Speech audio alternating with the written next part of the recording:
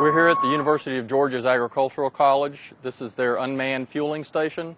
There are a few things that you need to pay attention to when you have an operation similar to this. Componentry and the regulatory systems are going to be similar in most of your secondary contained tanks with double wall fiberglass. Dispenser operations very similar. Cale is our facilities manager. I'm going to have him open up the dispenser and show you some of the componentry that's very important for regulatory issues as well as environmental issues. This is a mechanical dispenser. It's typical to most of the sites that we have. Again, you'll notice that we have shear-off valves in the bottom. Inside, there's also a secondary containment sump that will capture any liquids that may leak out of this system if they have a breach in any of the piping. The automatic cutoff will shut off if this dispenser is hit or knocked off the system. Will shut the fuel flow from the tanks. These are all mechanical meters and pumps. They will, again, register the amount of gallons that are pumped and push through the system.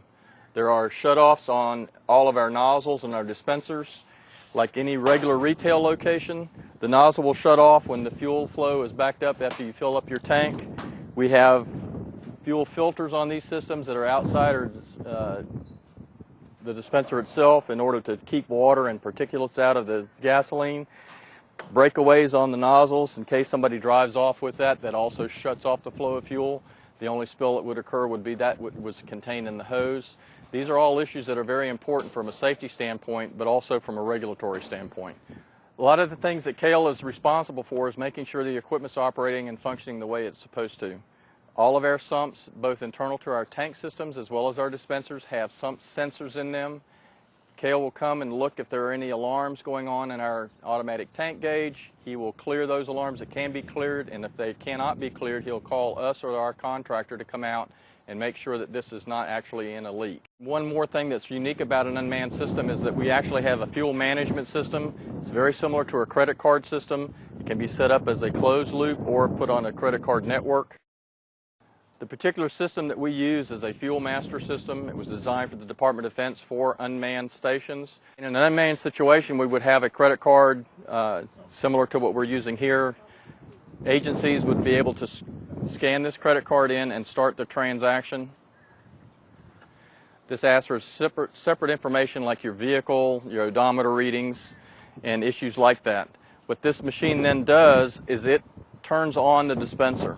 If there's an issue with either the card not being accessible at this particular location, it will not allow that pump to turn on.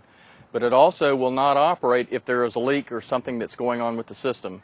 The automatic tank gauge systems can be set to not allow any of the function to occur if there has been an alarm in one of your sumps or an alarm on your interstitial sensor. That's the unique issue about an unmanned site, especially when people only come by periodically to check, or if they get emailed alarms that are possible with our system. However, the safety issues are the most important thing here. Your unmanned site won't work if we have it in alarm. We set it that way in order to prevent things from occurring over a long period of time without somebody being able to come and check it. This particular facility is a model facility, especially in an unmanned operation, where we have a significant amount of backup or duplicate systems to prevent leaks. We have the same componentry that are required in secondarily contained or double wall fiberglass tanks with our interstitial monitors. That's the type of method that's a minimum requirement for monthly monitoring of your tanks. We have auto limiter valves that protects the jobbers from overfilling your tanks. It shuts off at 95% of your tank capacity. The ability for that delivery to be put into your tank. It will not overfill your tank. In our fill ports, we still have our spill containment buckets that will capture any splashover or any of the product that might come out of the hose when the truck is delivering the fuel.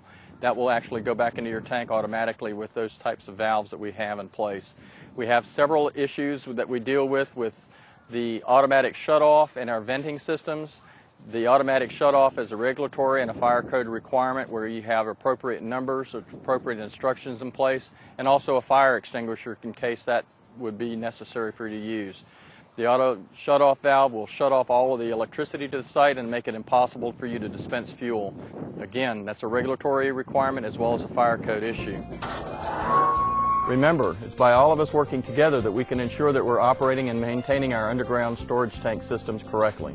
Preventing leaks is what it's all about. If you need specific information, you can get that through the EPA website on your screen now or contact your local government agency for assistance. See you next time.